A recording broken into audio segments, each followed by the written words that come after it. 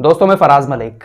हो सकता है कि कुछ लोगों को मेरी बात ठीक ना लगे, लेकिन ये हकीकत है कि हमारे देश के मुसलमान टीवी मौलानाओं की वजह से हमेशा रुस्वा होते रहते हैं। वहीं दुनिया भर के मुसलमान, दुनिया में कुछ ऐसे नकली नाम के दाढ़ी वाले आतंकी मौलाना मौजूद हैं जिनकी वजह से पूरी दुनिया के मुसलमान हमेशा दुनिया के निशाने पर बने रहते हैं।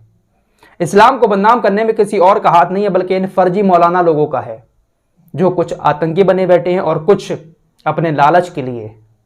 कौन है हमारे देश के अंदर, वो आप अच्छे से जानते हैं। मेरी बात से आप लोग सहमत हो या ना हो, लेकिन यह हकीकत है कि अपना ही अपने को नीचा दिखाता है। गैर को आपकी लाइफ से क्या मतलब? आप खुश हैं, आप दुखी हैं, गैर को कोई मतलब नहीं होता है। आपसे जलने वाला, आपको नीचा दिखाने वाला, आपको रुस्वा करने वाला आपका अपना ही होता है, तो किसी और का हाथ नहीं है। मुसलमानों को टारगेट पर लाने के लिए, मुसलमानों को रुस्वा करवाने के लिए हमारे अपने ही कुछ हैं। खबर आ रही है कतर से। जब से फीफा वर्ल्ड कप शुरू हुआ है, कतर पूरी दुनिया के निशाने पर है।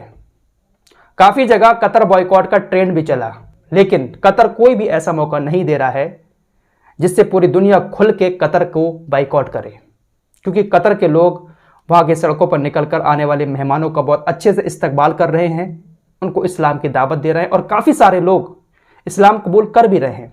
इस्लामिक वर्ल्ड में कतर ने एक ऐसी मिसाल पेश की है जो बड़े बड़े इस्लामिक देश नहीं कर पाए। यहां तक कि सऊदी अरब भी ऐसा काम नहीं कर पाया जो कतर कर रहा है। अपने इन कामों की वजह से दुनिया के निशाने पर है कतर, लेकिन मौका कोई नहीं दे रहा है।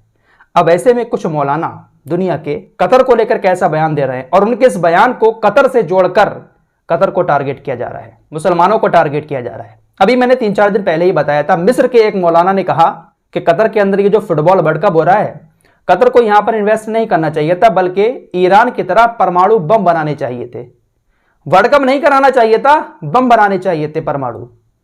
अब एक और प्रोफेसर साहब हैं कतर के, उनकी तरफ से भी एक बयान आया है, जिसके बाद एक बार फिर कतर की चर्चाएं होने लगी हैं। कतर की एक यूनिवर्सिटी के बहुत बड़े प्रोफेसर हैं, जिनका नाम डॉक्टर शफी अल हजरी, इन्होंने बयान दिया कि इस्लाम की दावत दो, गैर मुस्लिमों को इस्लाम की दावत दो। अगर वो इस्लाम में नहीं आते हैं तो फिर उनसे जजिया लो।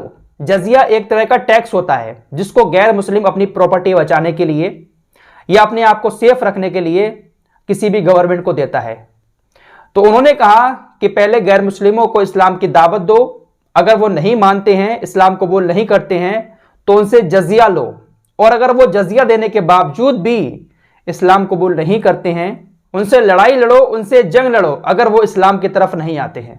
तो इस तरह का बयान उनकी तरफ से आया है। अब कतर के इन मौलाना का बयान जब सामने आया तो एक बार फिर से टारगेट पर आ गए हैं सभी लोग। जिस कतर के लोग तारीफ कर रहे हैं, जब इस तरह के मौलानाओं के बयान आते हैं तो कतर को बाइकआउट करने की मांग उठना शुरू हो जाती है। अब हो सकता है कि इन मौलाना साहब का भी, प्रोफेसर साहब का भी किसी ना किसी दूसरी राजनीतिक पार्टी से ताल्लुक हो, क्योंकि राजनीति तो हर जगह चलती है। उनको शायद ये बात हजम ना होती हो कि कतर की सरकार इतना अच्छा काम कर रही है, इतना नाम हो रहा है कतर का, तो इस तरह से बदनाम करने के लिए ऐसे बयान दिए जाएं। वहीं एक मिस्र के मौलाना ने भी कहा कि परमाणु बम बनाने चाहिए। तो उनको पता है कि जब इस तरह का बयान हम देंगे तो इन बयानों की चर्चा पूरी दुनिया में होगी और फिर कहीं ना कहीं निशाना बनाया जाने लगेगा। क्योंकि इस्लामिक वर्ल्ड, जितने भी इस्लामिक मुल्क हैं, वो मुल्क भी अपने आप को शायद बहुत बौना महसूस करते होंगे कतर की इस तरीके की तरक्की को देखकर।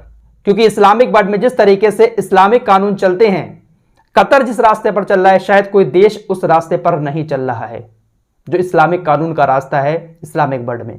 सऊदी अरब भी उस रास्ते से भटक चुका है। आप लोग आए दिन सऊदी अरब को लेकर बहुत सारी खबरें सुनते होंगे। तो ऐसे लोग जो होते हैं ना, वो पूरी कौम को निशाने पर लाकर खड़ा कर देते हैं।